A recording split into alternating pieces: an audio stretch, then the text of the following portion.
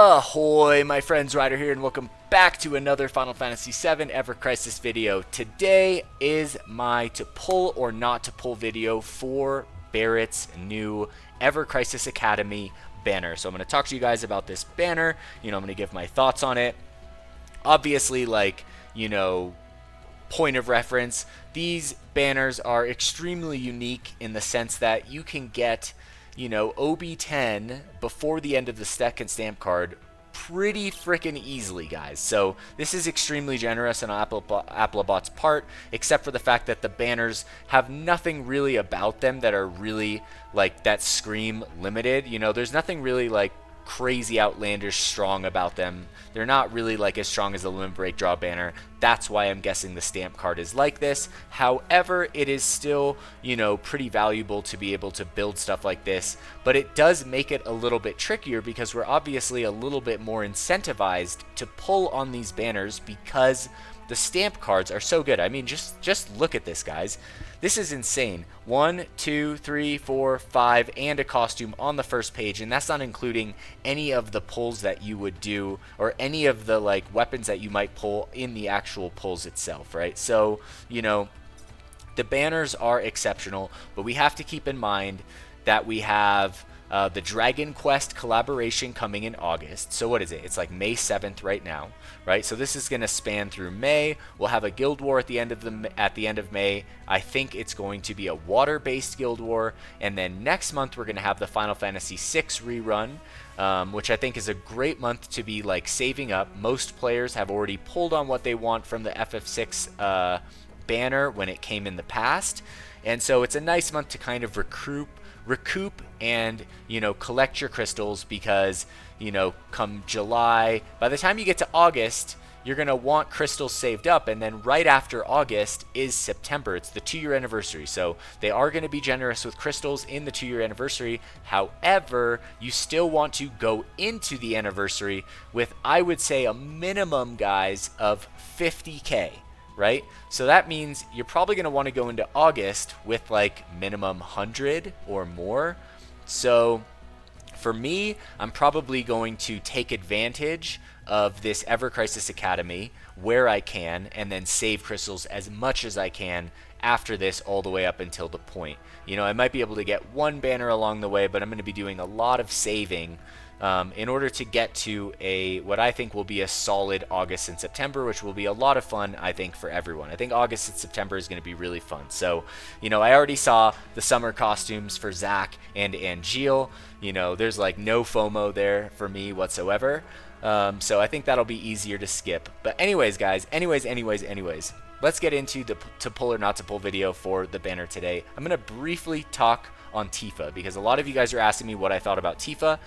I think that this weapon is overall fantastic, guys. I mean, it's definitely the best physical wind weapon out in the game right now. But it's also not a next-gen ultimate physical weapon, right? It's not as good as, the anniversary DPS weapons for Vincent or for Tifa, right? For Ice or for Earth. So there is going to be another physical wind weapon in the future that does hit that threshold. But at the same time, this one is such a good deal. Tifa is such a good DPS to build into, guys. She's a very good investment for a DPS. So, for me, this was kind of a no-brainer. I think that for most people, this banner is probably a no-brainer. But, I could think of some, reasons why maybe to wait. If you're building one element at a time, if you already have a decently strong physical wind, Yuffie or Sephiroth, etc., and there's going to be a better physical wind banner in the future, then maybe you could wait in that regard. But other than that, I think it's a really solid banner, guys. And come on, Tifa's rocking the school look about 100,000 times better than Barret is right now. No offense, Barret. I love you, bro. But come on, she's crushing it. She looks great. Alright, so let's go over to the actual banner here for Barret. Alright, I talked about this in my patch video. I honestly think I think he's nailing it. He's nailing it, guys. He's nailing the PE teacher vibe right here. It's just not my kind of vibe for a costume, right? This dude's in sweats right now and a sport chalet jacket and some sneakers. He's chilling, but we're out here fighting dragons and shit. So he's not dressed to play right here. So that's how I feel. But if you guys are digging the PE teacher vibe, then by all means, go for it. I support all of you guys. So aesthetically, not my favorite costume. Obviously, I'm probably going to run like a Dragon King Barret. I mean, compared side by side, Dragon King armor, PE costume. You know what I mean?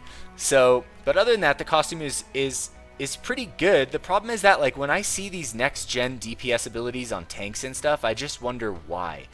Like I'm not super excited about it. I just feel like, how often am I really going to use this? Like, this is really not, it's extremely niche.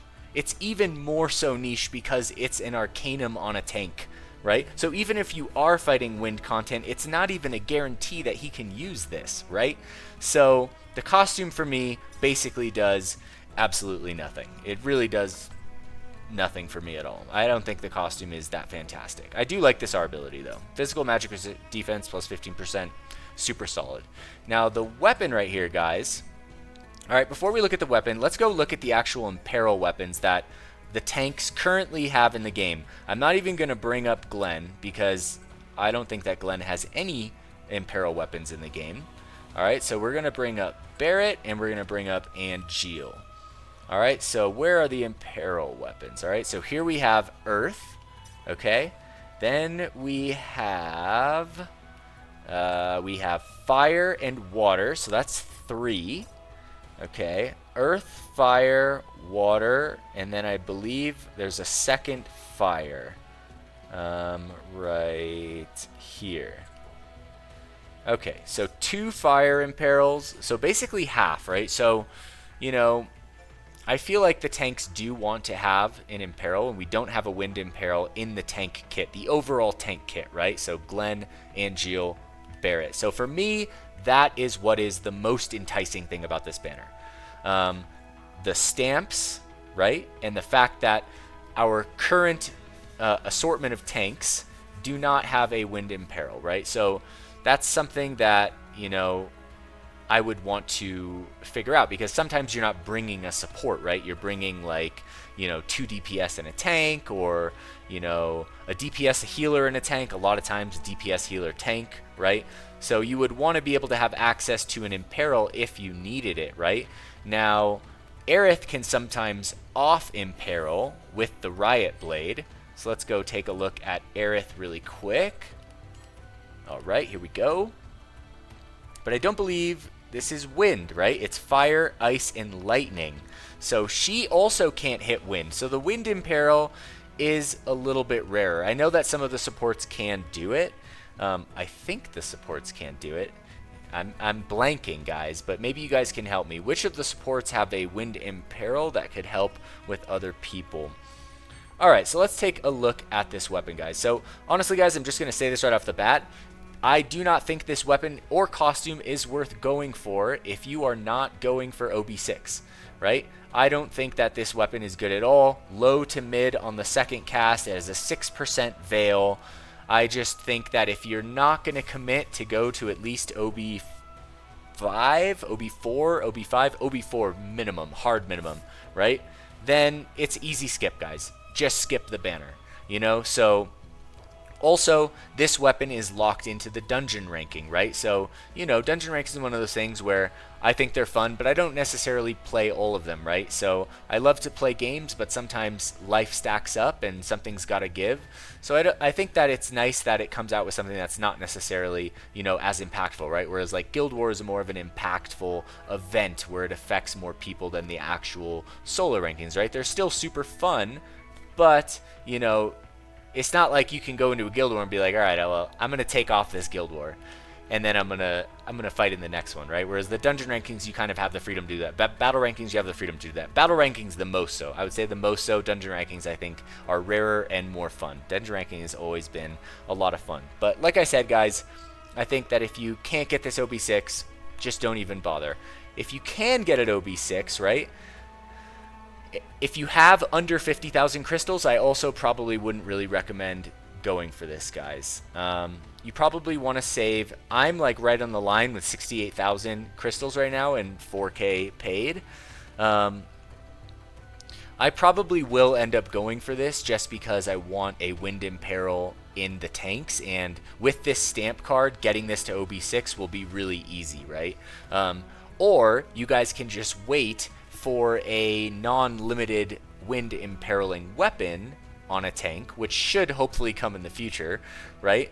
And then you can just wishlist it that way, right? It's not like you're gonna really need the costume necessarily. Especially, I feel like they're kind of stuck with supports, and it's like supports right now because buff duration can only go to a certain thing, and then after that it's like, what do they give for the R abilities, right? So now they're getting like arcanums, but you don't never really build them for damage. I guess you can, but that's kind of my overall feel on this banner so far. So probably the hype points are, like I said, the fact that the stamps are so damn good. It's easy to build, especially if you get even just a little bit of luck. It is. And then other than that, you have the wind imperil, right? But if you take a look at the weapon, 360% physical wind damage, all enemies. When HP is 50% or more, or lower, or more, when HP is 50% or more, wind resist is decreased. Potency low to mid, which I hate. I hate low to mid. If I never saw low to mid ever again for the rest of my life, guys, I would cheer. Okay, I know it sounds maybe extra, but I just can't with the low to mid, guys. I can't do it. I'm not doing it, right? But luckily, right, you take it to OB6, okay, and it has high on the first cast, as it rightfully should, right? With an 8% veil that affects self, all right? So it just affects the self, it's not AoE. Then we have at OB6 physical attack 40, wind potency 27. All right, so another thing, the wind potency, like, yeah, I guess it pairs with the costume, but, you know, I'm really not trying to build these characters as, like, typically my tank is full tank, you know, it's not like half tank DPS, so, you know, it's just not as exciting as it would be for, like, a true DPS character, right?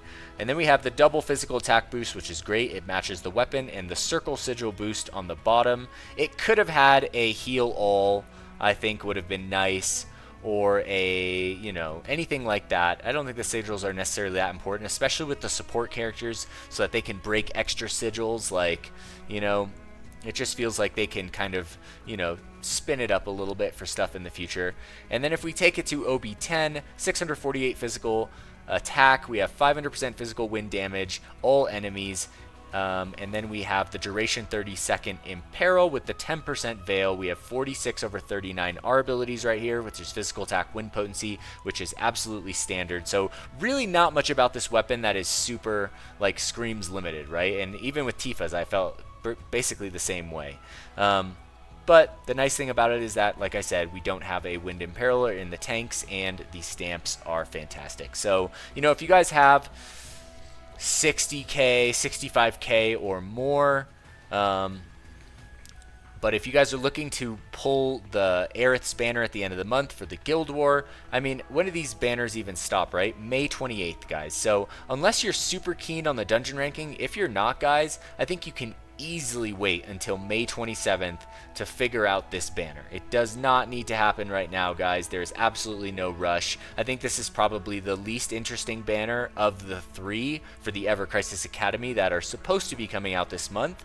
So yeah, that's my overall opinion, guys. So I'm curious to hear your guys' opinion. As always, so many of you guys are such amazing players. Even the newer players that are coming, asking questions, like, it's just nice kind of talking to you guys and hearing your guys' perspective. You guys teach me so many things that allows me to even make these videos. So honestly, thank you guys so much. I appreciate it. You know, being a part of a community that loves Final Fantasy, that's why I'm here. So I hope you guys appreciate it. And like I said in a previous video, if you guys are interested in joining one of our guilds in the Curseborn Alliance, right? All the guilds named after different summons: Bahamut, Leviathan, Neo Bahamut, Alexander, Shiva, Titan, Kujata, etc., right? We are recruiting right now, so come join our Discord, link in the description below. Drop a comment on the video if you're looking to get a recruitment, or just DM me in Discord. So that is going to bring a conclusion to the end of this video. I hope you guys found the video fun, interesting, and, you know, you guys are can more easily make a choice in whether to pull this banner or not. So those of you guys that are going to pull, I wish you guys such good luck out there. I hope you guys have the best of time. And for all of you guys who did enjoy this video, please don't forget to drop a like, subscribe to the channel for more Final Fantasy VII Ever Crisis content. I'll catch you guys in the next one. Peace.